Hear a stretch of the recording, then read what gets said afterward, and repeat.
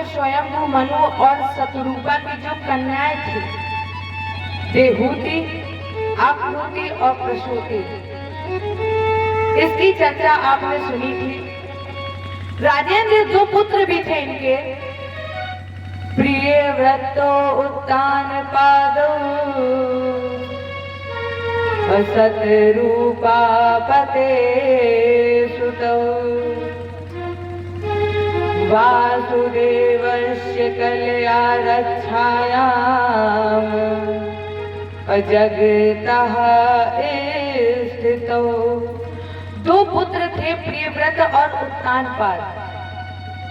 जाय उत्तानपादस्य सुनीति सुरुचि तयो। उत्तानपाद के दो पत्नियां थी, सुनीति और सुरुचि। सुरुचि प्रेयसी यदुर्मे पुरायते सुतो ध्रुवा। सुरुचि छोटी थी, इसलिए सुनीति का प्रेम सुरुचि के प्रति अधिक था। जिस पुत्र की कामना से उत्तानपाद ने दूसरा विवाह किया, वो कामना पूर्ण तो हुई, वो भी सर्वप्रथम सुनीति के माध्यम से। वो कामना पूर्ण हुई सुनीति के माध्यम से, और सुनीति के जो पुत्र हुआ यत सुतो ध्रुवा, उसका नाम पड़ा ध्रुव। और कुछ समय के बाद एक सुरुचि से भी पुत्र पैदा हुआ, जिसका नाम रखा गया उत्तम। धीरे धीरे दोनों बड़े हुए, ध्रुव और उत्तम दोनों साथ में खेलने लगे। एक दिन ध्रुव ने कहा, भैया उत्तम, आपकी जो माँ है वो मेरी मौसी है, और जो मेरी माँ है वो तुम्हारी मौसी है। तो भैया उत्तम, हम ये चाहते कि आज आप मेरी माँ से मिले। ध्रुव उत्तम को लेकर मैया सुनीति के पास जा रहा था। मैया सुनीति ने देखा कि मेरी छोटी बहन का पुत्र आ रहा है, दौड़ करके गई और उत्तम को गोद में खिलाने लगी। फिर कुछ समय बाद उत्तम और ध्रुव खेल रहे थे। अब की बार उत्तम ने कहा, भैया ध्रुव, आपने मुझे अपनी माँ से तो मिला दिया है, और आपने ये कहा था कि मेरी माँ है तो वो तुम्हारी मौसी, और जो तुम्हारी माँ है वो मेरी मौसी।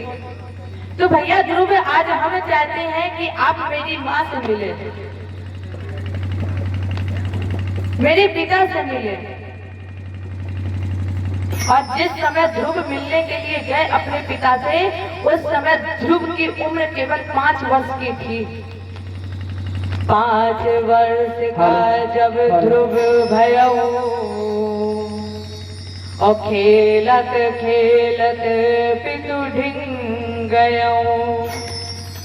उत्तानपाद ने देखा कि ध्रुव आ रहा है, तो दौड़ करके ध्रुव को अपनी गोद में उठा लिया।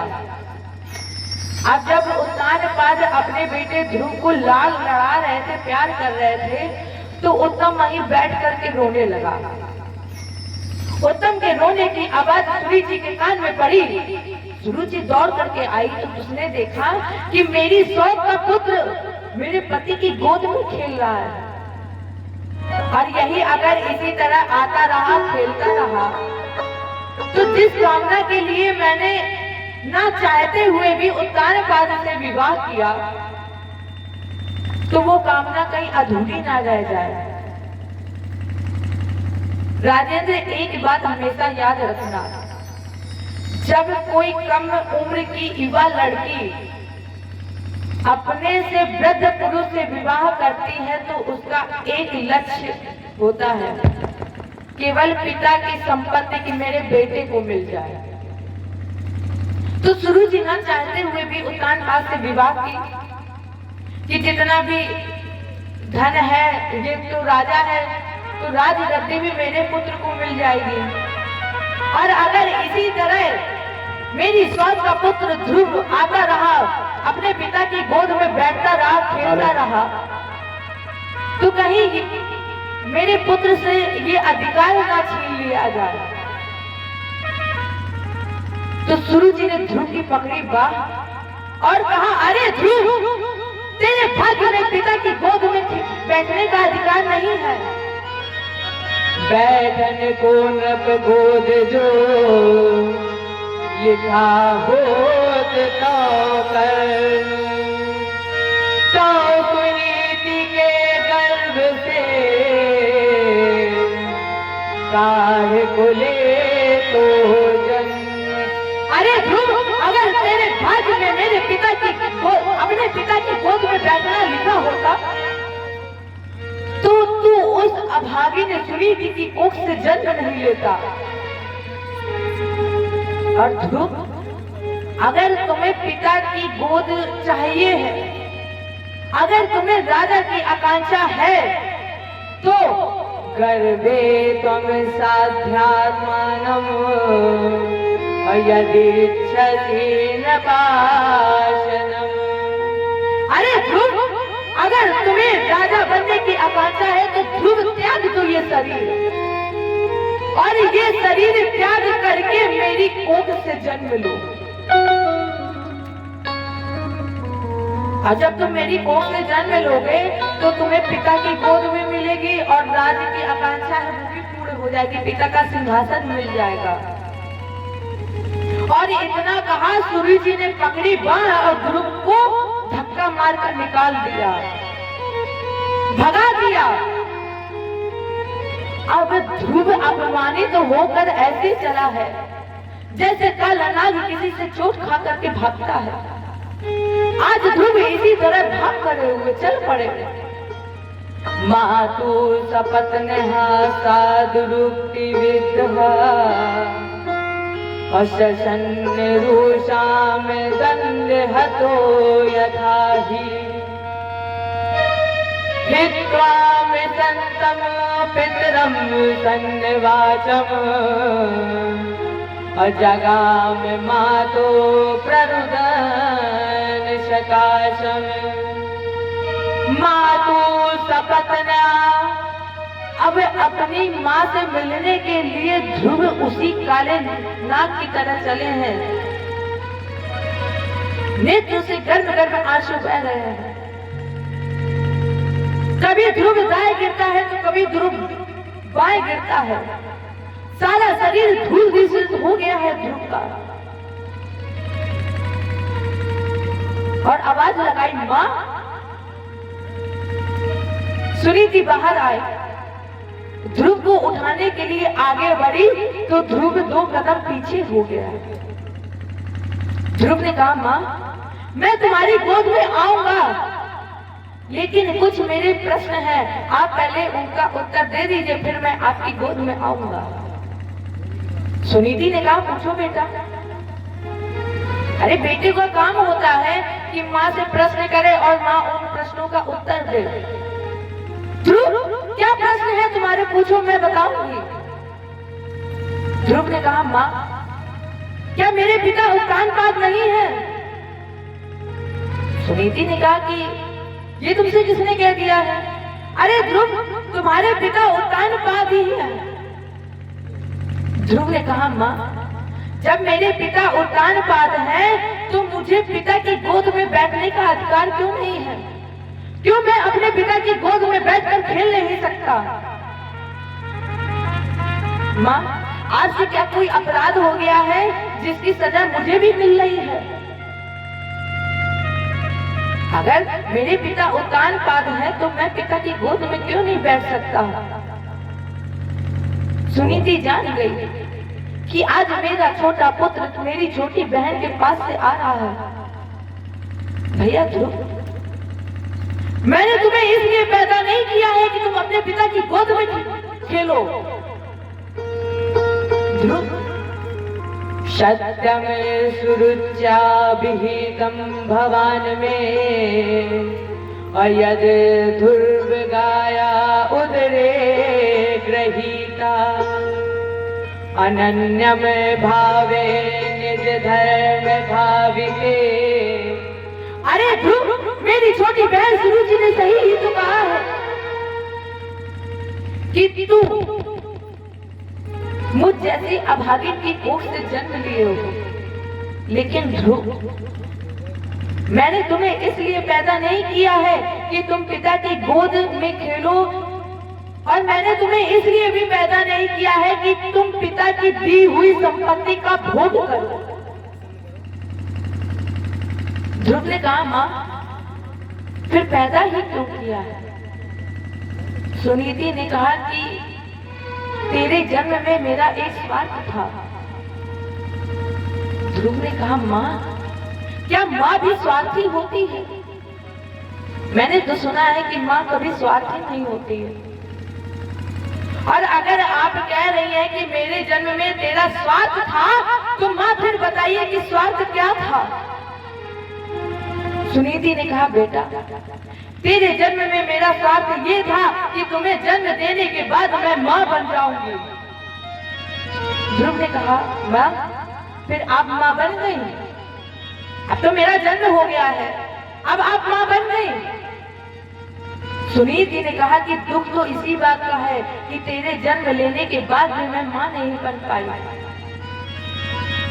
क्यों? मां बनने का अधिकार किसे है? सुमित्रा जी ने कहा है,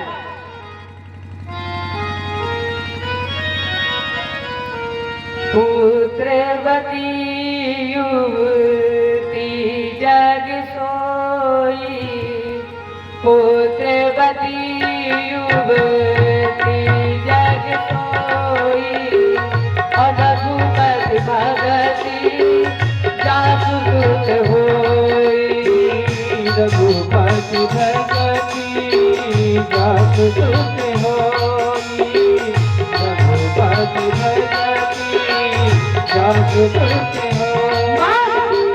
बनने का अधिकार किसे है? सुमित्रा जी ने कहा है, पुत्रवती युवती जग सोई, और रघुपति भगत जासु सुत होई। इस संसार में उस स्त्री को मां कहलाने का अधिकार है जिस मां के गर्भ से जन्म लेने वाला बच्चा भगवत भजन करता हो, उसे मां बनने का अधिकार है। ध्रुव ने कहा, मां, तो फिर आप मुझे पुत्र बनने का गौरव प्रदान करें। सुनीति ने कहा कि तुम मेरे पुत्र हो।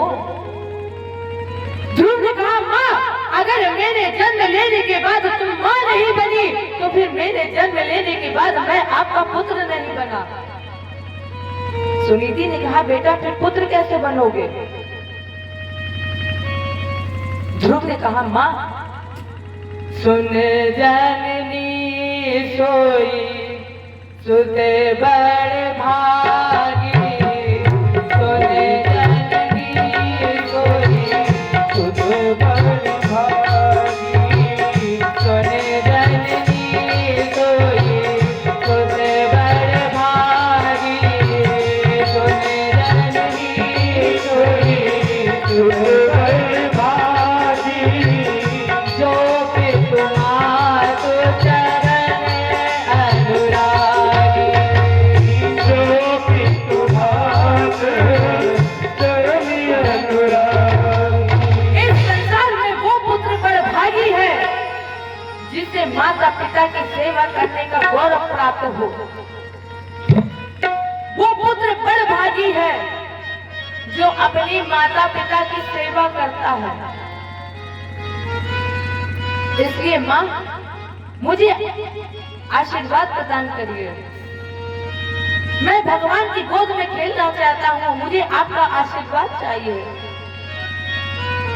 ध्रुव ने आशीर्वाद लिया और आशीर्वाद लेकर ध्रुव भगवत दर्शन के लिए चल पड़ा।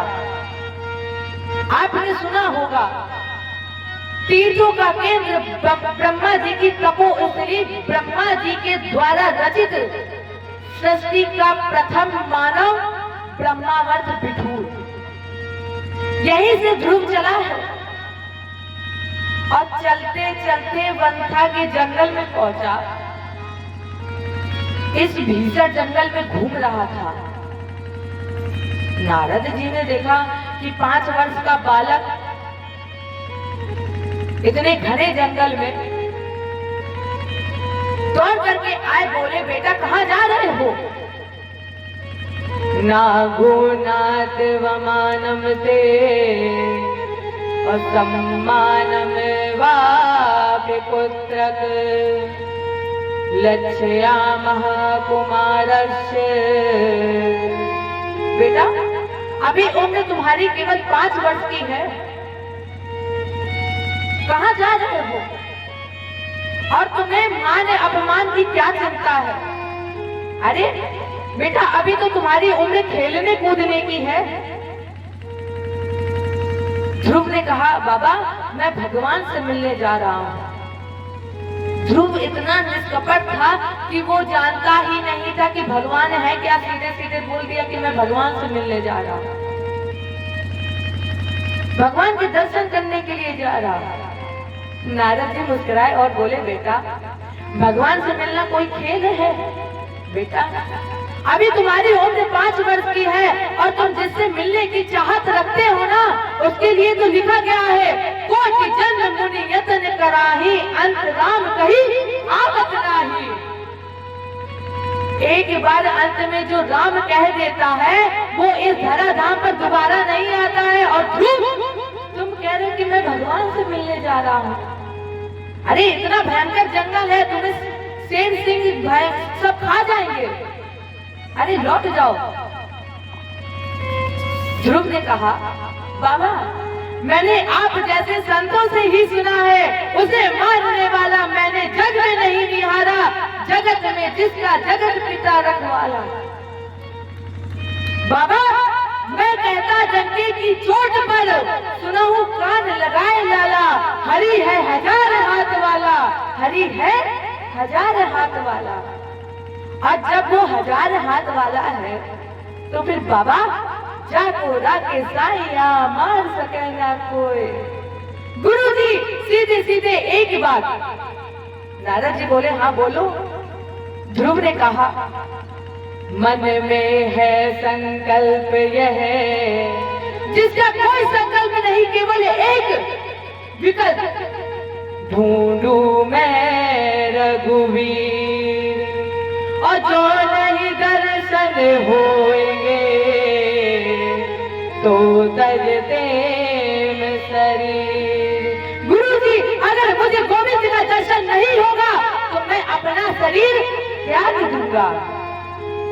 जे ही उपाय से परम पद मोह सहज मिल जाए। हे विरंच नंदन हमें दीजो सोय बताए। हे बाबा वो पीड़ा, वो रास्ता आप हमें प्रदर्शित कर दीजिए जिससे मुझे गोविंद मिल जाए, जिससे मुझे गोविंद का दर्शन हो जाए। नारद जी ने कहा, बेटा तो फिर तुम यमुना जी में स्नान करो और मधुवन में साधना करना, और हम तुम्हें एक मंत्र दे रहे हैं, उस मंत्र का जाप करना। ओम नमो भगवते वासुदेवा, ओम नमो भगवते वासुदेवाय, ओम नमो भगवते वासुदेवाय, ओम नमो भगवते वासुदेवाय।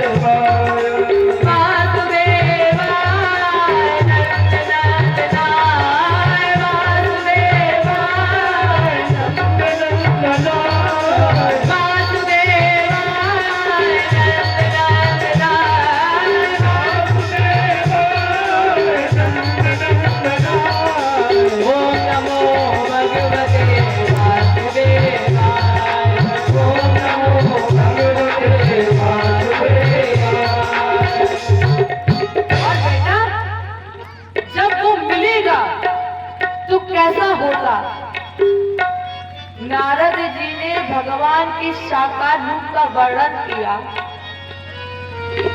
ध्रुव ने उस मंत्र को याद किया और भक्त की लेखनी उठाई और मन में चिंतन करने लगा। जैसा जैसा नारद ने स्वरूप बताया, ध्रुव ने उस स्वरूप को अपने मन मंदिर में उतार लिया, बाबा से आशीर्वाद लिया। अब ध्रुव यमुना जी में स्नान करने लगे और मधुवन में एक पैर पर खड़े हो गए।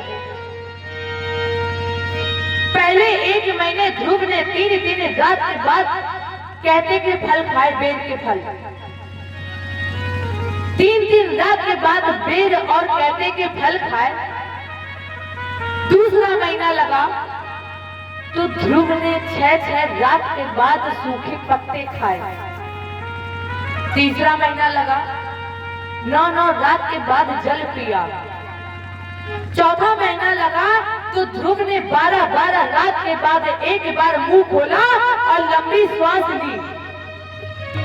उस श्वास के द्वारा जो हवा चली उसे ही ध्रुव ने अपना भोजन बना लिया।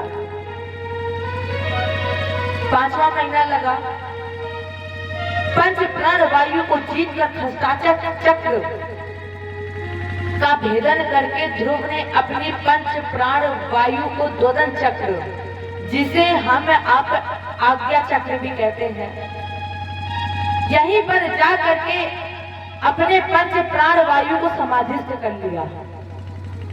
राजेंद्र, जब किसी व्यक्ति की पंच प्राण वायु इस द्वदन चक्र में स्थापित हो जाती है तो वो संसार के लिए मृत हो जाता है।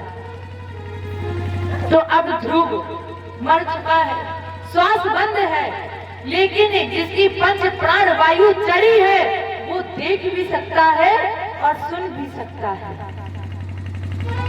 ध्रुव जगत व्यवहार को देख रहे हैं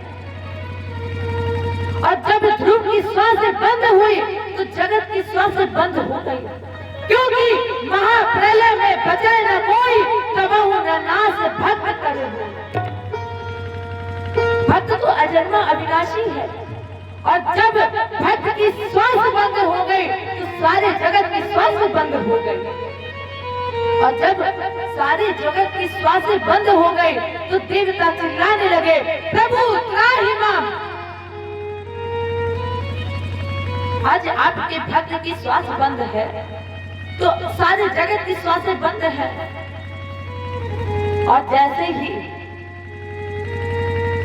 देवताओं ने कहा प्रभु त्राहि माम, जब दम घुटने लगा तो भगवान तुरंत गरुड़ की पीठ पर बैठे और इधर ध्रुव प्रभु को बुला रहे थे, पकड़ लो हाथ बनवारी, नहीं तो डूब जाएंगे, पकड़ लो हाथ बनवारी, नहीं तो डूब जाएंगे, पकड़ लो हाथ बनवारी, नहीं तो डूब जाएंगे, पकड़ लो हाथ बनवारी, नहीं तो डूब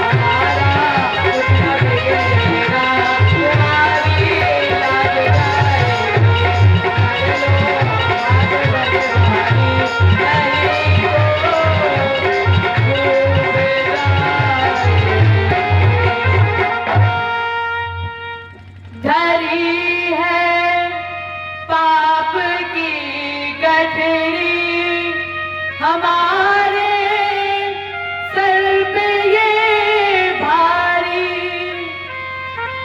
वजन पापों का है भारी, वजन पापों का है भारी, इसे कैसे निभाएंगे,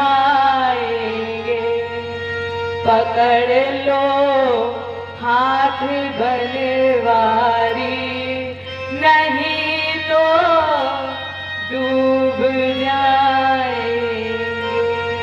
अरे एक बार ध्रुव की तरह भगवान को बुला करके तो देखो। जब ध्रुव ने 5 वर्ष की उम्र में परमात्मा को प्राप्त कर लिया, और हम आप कहते हैं कि परमात्मा मिलते ही नहीं। मीरा को परमात्मा कब मिले? कलयुग में ही तो मिले हैं। एक बार मीरा की तरह बुला करके तो देखो। मीरा के लिए क्या ये समाज नहीं था? क्या ये संसार नहीं था? था, पर फिर भी मीरा ने केवल गिरधर को ही चाहा है। ना जाने संसार के लोगों ने कितने दोष लगाए हैं मीरा पर, फिर भी मीरा ने संसार के दोषों को नहीं सुना, हमारे प्यारे प्रभु के गुण गाती रही। अरे एक बार मीरा ध्रुव की तरह बुला करके तो देखो, परमात्मा आएंगे। सच्चे मन से बुलाओगे तो आएंगे। अब आप बैठे हो यहाँ पर और कह दो कि हे प्रभु हमें दर्शन दे दो आके, जब तक मन से नहीं बुलाओगे तो क्या आएंगे? तो जब सारे जगत की श्वासें बंद हो गई, भगवान तुरंत गरुड़ की पीठ पर बैठे और ध्रुव के सामने प्रकट हो गए। उत्तिष्ठो, ध्रुव उठो, तुम्हारी तपस्या पूर्ण हो गई। बेटा उठ जाओ, वर मांगो। लेकिन ध्रुव ने नेत्र नहीं खोले। क्यों? बोले जो दिव्य छवि, जो दिव्य तेज, जो दिव्य मूर्ति ध्रुव के सामने खड़ी है, वही वो दिव्य छवि ध्रुव के मन मंदिर में दिखाई पड़ रही है। और जो छवि मन में दिख रही है, तो क्या उसे वाह जगत में देखने की जरूरत है? ध्रुव ने मन मंदिर में ही उस छवि को बसा लिया था। ध्रुव उस छवि को अपने मन मंदिर में देख रहे थे, इसलिए ध्रुव ने नेत्र नहीं खोले। जब ध्रुव ने नेत्र नहीं खोले तो भगवान ने क्या किया? भगवान ने जो ध्रुव मन मंदिर में छवि देख रहे थे उसको अंतर्हित कर दिया। अब ध्रुव के मन मंदिर में केवल अंधकार। जब उसका दीदार नहीं हुआ, ध्रुव उस अंधकार में ढूंढ रहा था। जब दीदार नहीं हुआ तो ध्रुव धड़ाम से जमीन पर गिरना चाहता था, और जब ध्रुव धड़ाम से जमीन पर गिरना चाहता था, इसके पहले गोविंद ने ध्रुव को अपने हृदय से लगा लिया। ध्रुव को भगवान की गोद मिल गई। जय बोलिए भक्त भगवान की। हमारे ध्रुव ने उस दिव्य छवि का दर्शन किया, चरणों में प्रणाम किया, लेकिन ध्रुव कुछ कहना चाहता था। ध्रुव की वाणी से शब्द ही नहीं निकल रहे थे। अब जिसके सामने परमात्मा साक्षात चतुर्भुजी रूप में प्रकट हो जाए, तो आप तो केवल, अब जब मूर्ति आप देख लेते हो बिहारी जी की, तो ऐसा लगता है कि बस देखते रहे, कुछ बोले ना। और जब साक्षात आ जाएंगे तो क्या निकलेगा मुंह से? कुछ नहीं निकलेगा। बस ये लगेगा कि प्रभु बस जाइएगा नहीं, बस यही पास में ही रहिए। तो जब ध्रुव ने उस दिव्य छवि का दर्शन किया तो ध्रुव कुछ बोलना चाहता था, उसकी वाणी से शब्द नहीं निकले। जब ध्रुव की वाणी से शब्द नहीं निकले तो भगवान ने अपना शंख ध्रुव के कपोलों से स्पर्श कराया। अपने आप ही ध्रुव की वाणी से शब्द निकलने लगे और ध्रुव प्रार्थना करने लगा, प्रभु आज मेरा जीवन धन्य हो गया है। यो अंतः प्रविश्य मम वाचम माम प्रसूताम, जो मेरे अंतःकरण प्रविष्ट होकर अपने चित्त शक्ति को, मेरी सोई हुई कान नाक आगे त्वचा ये सब मृत हो चुकी थी, लेकिन इस मृत इंद्रियों को जो जीवित कर रहे हैं, ऐसे अंतर्यामी प्रभु हम आपको बारंबार प्रणाम करते हैं, नमन करते हैं, नमस्कार करते हैं। भगवान बोले ध्रुव हम प्रसन्न है, वर मांगो। ध्रुव ने कहा गोविंद जी अब आप ये बताओ कि बाकी ही क्या रह गया है। जिसके सामने आप हो, जिसने आपको दर्शन दे दिया है, उसे अगर मांगने की कामना शेष रह जाए तो वो जीवन व्यर्थ है, वो व्यक्ति बेकार है। प्रभु अब बाकी ही क्या रह गया है और आपसे परे क्या है जो हम आपसे कुछ मांगे। गोविंद दर्द दिल की दवा दीजिए, दर्द दिल की दवा दीजिए मेरे प्यारे, थोड़ा सा मुस्कुरा दीजिए मेरे प्यारे, थोड़ा सा मुस्कुरा दीजिए।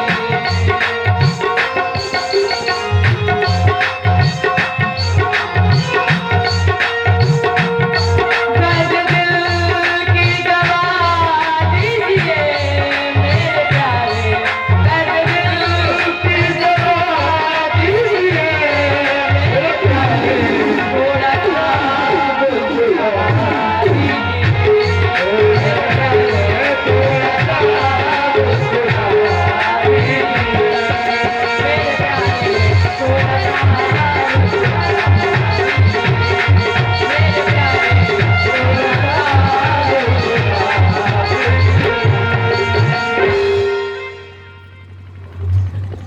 मिलाते भगवान गुरु को चलो ठीक काम किया, भगवान मिल गए। आज सब बुराई कर रहे हैं, कौन सब बुराई कौन कौन बताओ, आर्गन वाले बोलो ना, कौन कौन? तबला वाला नहीं, आर्गन वाले ढिलाई न करो, ढिलाई कर रहे हैं। ये माला रुद्राक्ष वाह, ये अब तो सब बाबा बना दे जलालपुर वाले। बहुत अच्छा प्रवचन भी दिया, थोड़ा सा